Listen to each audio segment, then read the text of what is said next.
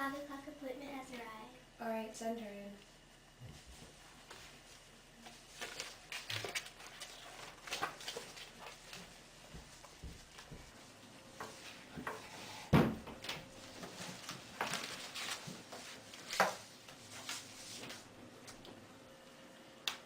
So, tell me about this movie. Well, the story is written by Nadine Gordimer, a South African author. The story is told through a limited omniscient point of view by an unknown narrator. Throughout it, we follow Kathy Hack, the protagonist and antagonist of the story, as she undergoes a significant change in her life, making her a dynamic character. The story is set in the mid-40s, but using colloquialism and verisimilitude, especially for setting and dialogue, the story would be brought into the 21st century to relate to a younger audience. I just think that great success is to come from this because it is unique in the way that it's a dramatic film aimed towards teenagers that isn't about romance or love stories, and it's classified as a coming-of-age genre. I can't do it. Skip it. Imagine this. You're at a resort in South Africa nearing the Christmas holidays. There are several other families around you. It being the holidays, decorations are everywhere. A tall tree is set up for display with several ornaments that clothe it. You can hear the room come alive with the chatter and bickering of young adults your age with a soft Christmas tune playing in the distance.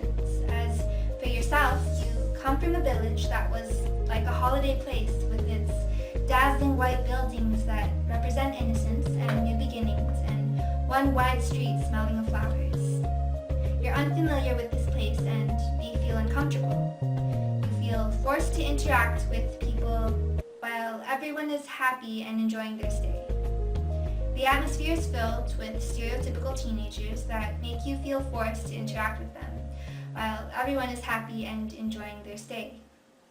It's a whole new experience for you. Well, tell me more about this character. What's her name again? Kathy Hack. She's a 17-year-old girl launching into life with people her own age for the first time. All she's ever known was the adult world. She wants to discover the secret quality of being young. Her mother, Mrs. Hack, brings her on a vacation to Ngaza Beach, signifying that what is to occur is different from Kathy's norm. Though Kathy is laconic, which means she uses very few words, the purpose of the vacation was to give Kathy the opportunity to interact with people her own age. It's an irony of situation because Mrs. Hack is the one interacting more than Kathy when the point of the trip was for Kathy's sake. How does Kathy act around all of these people then? Kathy acts very stolid, which means she shows little emotion around them. Kathy never knew what it meant to be a teenager. To her, a party was an afternoon tea spent with the ladies of the community. She faces an internal conflict she struggles with throughout the story as she attempts to live out a new life she is unfamiliar with. I thought you said this wasn't a love story. It isn't. Clearly, his advances are too forward, and she realizes he's allowed an uncouth, aggressive young adult. Kathy is conflicted on what to do, and there's a dramatic irony when she doesn't know what was happening, considering the setting. She faces another internal conflict where she must decide how to act in situations she is confronted with for the first time. That's quite a few dresses. Well, her dresses are symbolic to the story. She begins to do what everyone else did, waking up as if it was a task. Kathy begins to forget the anticipation of the holiday she had belonged to in another life. She suffers an enervation, a feeling of being drained of energy as she remains in a desperate anxiety to succeed in being young, to grasp, not merely fraudulently to do what was expected of her. These dresses are a disguise that Kathy wears to fit in, thus stripping her of her personality. How silly of me to not have realized I've been living this life all along. The dancing, singing, these dresses, all were an act that never ends. I lived it with the adults, doing things I did because, well, they did it. Now, the only difference is I'm with a younger crowd. my crowd. They enjoyed the way the sun burned on their skin, the car rides that required them to yell songs in an overpacked car. They enjoyed it because it's all they've ever known. I pretended to enjoy it because it's all I've ever known. The waves show that they are symbolic to Kathy's change. The discovery of Libby Boots' dead younger brother in the end reveals an indeterminate truth to Kathy and causes her to want to end her vacation a week early. Mrs. Hack was disappointed that they must leave early, but reasons with Kathy because she was feeling uncomfortable from the innocent boy's death.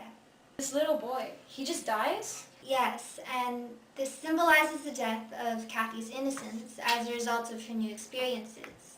The younger boy, the older boy, and Kathy's mother are all minor, flat, and static characters that act as foils to highlight Kathy's character development. Who did you say was the author again? Nadine Gordimer.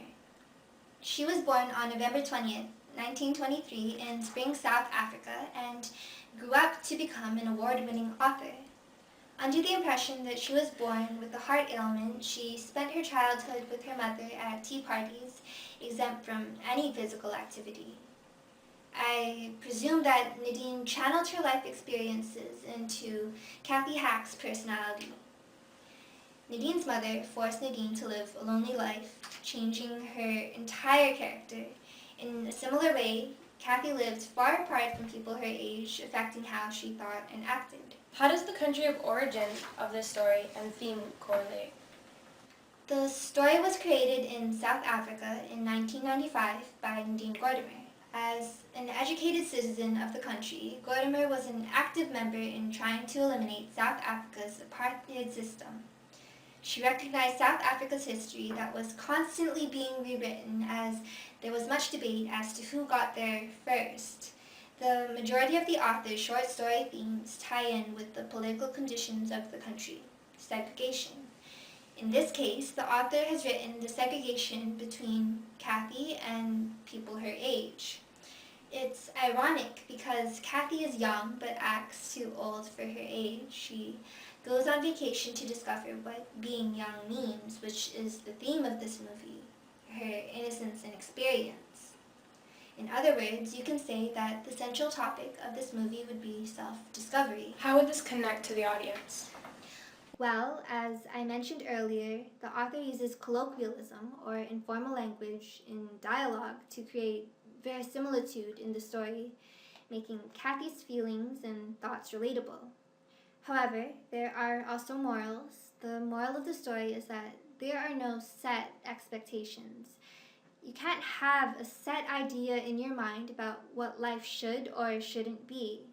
This is exemplified through the death of Libby Boots' brother, as we have this expectation ingrained in our heads that death occurs later on in life, and this is what Kathy realizes in the end. By staying true to who she is, she inadvertently strengthens her character. I have one last question. Why did you decide to keep the title, A Company of Laughing Faces?